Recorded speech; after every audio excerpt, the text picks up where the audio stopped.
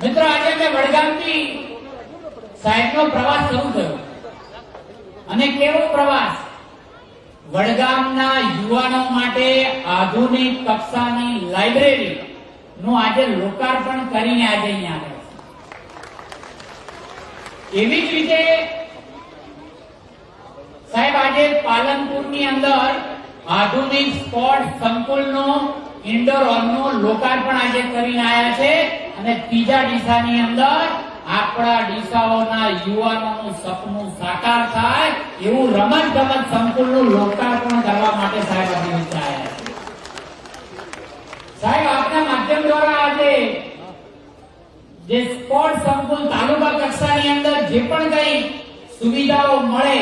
એ મર્યાદાઓ ઓળવીને પણ આપણે ડીસા માટે જે આ સંકુલને ભેટ આપી એના ડીસાના ધારાસભ્ય તરીકે પણ સાહેબ આપનો હું આભાર પ્રગટ કરું છું અને હૃદયપૂર્વક આપનું સ્વાગત પણ કરું છું।